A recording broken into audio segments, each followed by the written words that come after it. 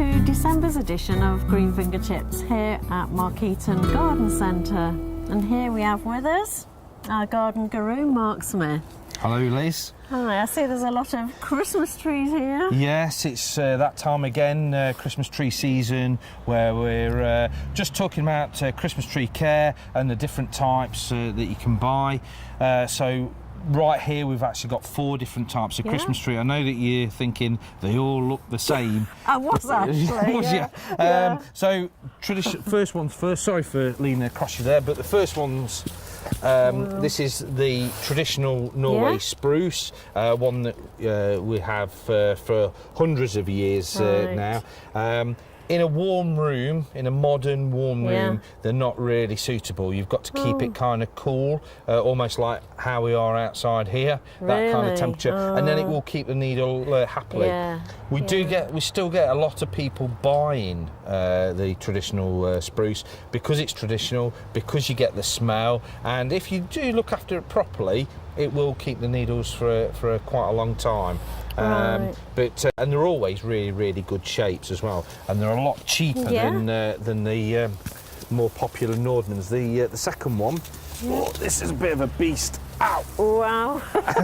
I'm just all falling. This one that we've got here is the blue spruce, so it's a cousin of the traditional spruce there, but this is the blue spruce, so you get that nice colour. As you can see, it's a really slender tree, really great shape, a little bit better with the needle retention than the green ones, but again you get the lovely smell, and I really like the colour of the blue spruce. It's a shame that it is nice. That in a very warm room it would lose its needle, but again it's personal preference really, but do like the blue spruce. Ow, ow, ow. And that is the other issue with the traditional trees, is you do have to wear gloves because they're very spiky. So moving them in and out, it's always best to wear gloves. So on this side we've got the Nordmann. Now I'm just being attacked by a tree just behind me. So this is a Nordmann tree, a much more wider needle, softer needle. You could pick this up quite happily without gloves on, and this is great. This is low needle drop. Now you will see certain places advertising Nordmanns as non-needle drop. The only thing you would get is a bit of needle drop in when you first unpack it, and so it would lose a bit, and if it gets slightly damaged, you know, when during the Christmas period, but it would hold the needle very well.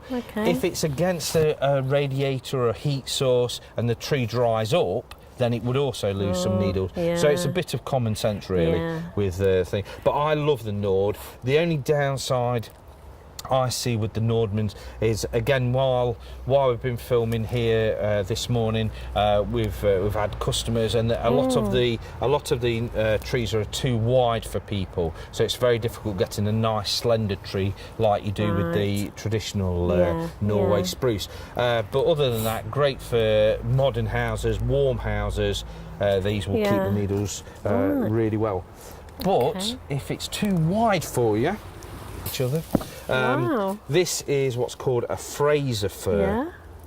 Very dense, very compact, good needle retention, again, just like the Nordmann, but it's that narrower shape, a lot more compact. Again, if it's a modern room, which seems to have a two-tone. It does, it has a silver under side to the needle and the green on top. It does have a really good smell as well.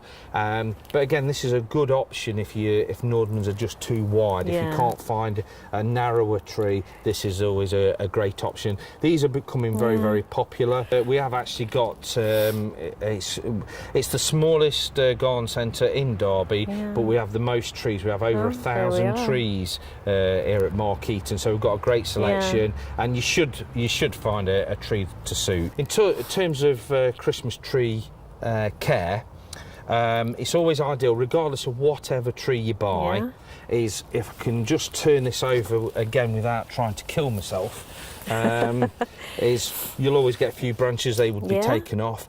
But when you get it home, is take about an inch off the base, cut an inch off the base, make a fresh cut, and then stick it in a bucket of water. You'd be surprised how much water a tree with no roots on would actually suck up that moisture. And that once that moisture's in the tree, it'll stay fresh and lovely. And this includes a traditional Norway spruce as well. So any of you do exactly the same. Keep topping the water up. If you're finding that it's get to a point where it's taken up a lot of water, what you also need to do, and this is a great tip, is put in sterilising fluid, as in baby bottle sterilising fluid, cap full, or the effervescent tablets, stick that in the water, and that'll kill any bacteria that's in the water. Because the bacteria in the water actually speeds up the process of losing the needles. So getting rid of all the bacteria in the water will keep the tree fresher for longer. People years ago used to put bleach in the water to kill the bacteria. It's not a great idea if you've got a nice polished floor or carpet. And also it's kind of dangerous. And also I heard only at this last weekend, my grandma puts lemonade. I've heard lemonade for cooked flowers, but never for Christmas trees. So, but fresh water. Keep topping it up. It keeps taking it up. Keep topping it up, and then the sterilising fluid in the water as well. So. And also, don't do crazy things like put hairspray, because that's flammable. You know, they will keep the needles. You don't need to do anything like that at all. Markeaton sells hundreds and hundreds of different types of LED lights. The LED lights, not only are they great because year after year the bulbs don't go like the old fairy lights, but the old fairy lights used to produce a lot of heat, and that heat had a drying effect. Always check with local authorities if they're chipping them. We've got a scheme where the local cancer charity are actually collecting your trees from your house, and they'll chip them for you for a small fee, and that fee goes to the cancer charity. So that's always a good idea. So look out in the local magazines and newspapers and word of mouth of what schemes they offer after Christmas for chipping your Christmas tree. So it would be a problem if it was a massive one like the ones at the back. I would pay a small fee to get rid of a 15-foot Nordmann out of my house or garden. So, but they're the various types. We have also got Christmas trees, because we get asked a lot of times, can I grow a Christmas tree in the garden after Christmas? And we've actually got 3 or 4 different types of Christmas trees with roots on. Now, they've been dug up from a field, they've been potted into a container, and they have got a good amount of root on. Again, with them surviving after Christmas, it really depends on how well you look after the tree during the Christmas period. If it's in a too hot room, again you'll get needle drop. If you don't water it and keep it topped up with water, again it will die. The ideal thing, if you want to keep it after Christmas, is keep it in a much cooler room and then put it outside. After all, it is an outdoor plant. It never really should be in the room or tropical. So the ideal thing is keep it outside. And the other thing that we was asked for actually before we were filming about care for poinsettias, which is red poinsettias and the white poinsettias that you see in houses. Again, not too warm a place, nice and light, but you've got to keep them out of cold drafts.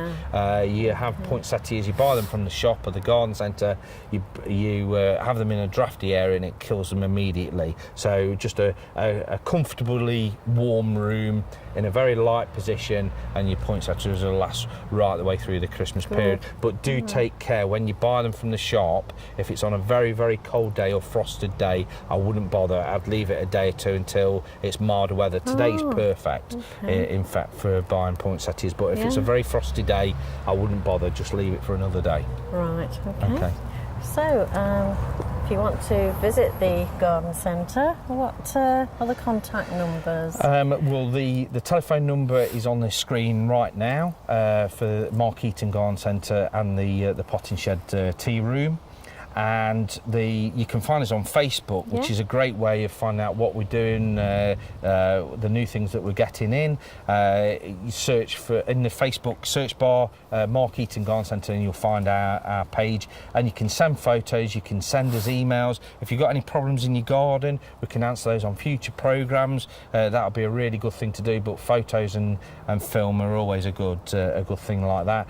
Or you can contact Burton TV News via their website and send photos and videos to them, and we can answer those on future programmes, which will be really good, and we'll answer those in the new year. So I guess the only thing left to say is hope you have a great Christmas. Happy Christmas and Happy New Year. Happy New Year. And thanks for watching all year, and keep watching us next year.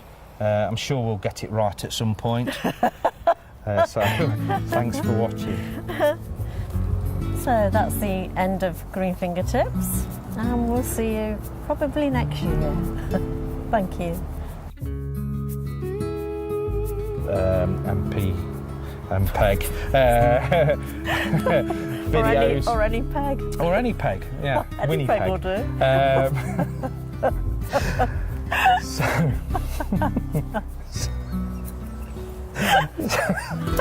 Right. So or you can contact Burton TV, and their contact details are on the screen quite now. word, actually. Have I? It's Christmas red.